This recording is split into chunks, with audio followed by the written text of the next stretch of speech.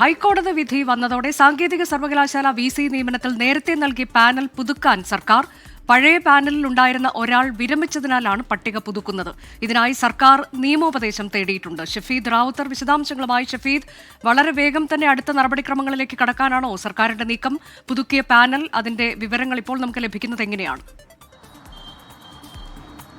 അനുജ, സർക്കാരിനെ സംബന്ധിച്ച് കഴിഞ്ഞ ദിവസം ഹൈക്കോടതിയിൽ നിന്നുണ്ടായിട്ടുള്ള വിധി അത് ഏറെ ആശ്വാസകരമാണ്. മാത്രവുമല്ല, ഗവർണറെ സംബന്ധിച്ച് കേരള സർവകലാശാലയിൽ നിലവിൽ നടക്കുന്ന ഈ ഭരണ പ്രതിസന്ധി ഉൾപ്പെടെയുള്ള കാര്യങ്ങളിൽ ഒരു തിരിച്ചടി ഈ വിഷയത്തിൽ കൂട്ടിച്ചേർത്ത് വായിക്കുന്നുണ്ട്. ഏതായാലും രണ്ട് സർവകലാശാലകളിലെ വിഷയമായിരുന്നു ഇന്നലെ കോടതി വിധിയായി പറഞ്ഞത്. അത് ഡിജിറ്റൽ സർവകലാശാലയും സാങ്കേതിക സർവകലാശാലയുമായിരുന്നു. അതിൽ സാങ്കേതിക സർവകലാശാലയിലെ VC നിയമനത്തിൽ നേരത്തെ നൽകിയ പാനൽ പുതുക്കാൻ ഇപ്പോൾ സർക്കാർ ആലോചിക്കുന്നുണ്ട്. ഈ കോടതിക്ക് വിധിക്ക് പിന്നാലെ നടപടികൾ സർക്കാർ ആരംഭിച്ചു. നേരത്തെ നൽകിയ പാനൽ പുതുക്കി നൽകാനാണ് ആലോചന. പഴയ പാനലിലുണ്ടായിരുന്ന ഒരാൾ വിരമിച്ച സാഹചര്യത്തിൽ പട്ടിക പുതുക്കാൻ സംസ്ഥാന സർക്കാർ തീരുമാനിച്ചിട്ടുണ്ട്. വിരമിച്ച ആൾക്ക് പകരം പുതിയ പേര് ഉൾപ്പെടുത്തി പട്ടിക ഉടൻ തന്നെ നൽകും. ഇതിനായി AGയോടക്കം സംസ്ഥാന സർക്കാർ നിയമോപദേശം നൽകിയിട്ടുണ്ട്. അതേസമയം ഈ വിഷയവുമായി ബന്ധപ്പെട്ട തുടർ നടപടികൾ അത് രാജ്ഭവൻ എങ്ങനെ വേണം, അതല്ലെങ്കിൽ ഉന്നത കോടതിയെ സമീപിക്കണം അടക്കമുള്ള കാര്യങ്ങളിൽ നിയമോപദേശം തേടിയ ശേഷം തീരുമാനമെടുക്കും എന്നുള്ളതാണ് രാജ്ഭവൻ അറിയിച്ചിട്ടുള്ളത്. അനുജ, VC നിയമനവുമായി ബന്ധപ്പെട്ട് ഇന്നലെ ഹൈക്കോടതിയിൽ നിന്ന് ഉത്തരവ് വന്നതോടെയാണ് സർക്കാർ അടുത്ത നടപടിക്രമങ്ങളിലേക്ക് കടക്കുന്നത്. നേരത്തെ നൽകിയ പാനൽ അത് പുതുക്കേണ്ടതുണ്ട്. കാരണം പാനലിൽ ഉണ്ടായിരുന്ന ഒരാൾ വിരമിച്ചു. ആ നടപടിക്രമങ്ങളിലേക്ക് സർക്കാർ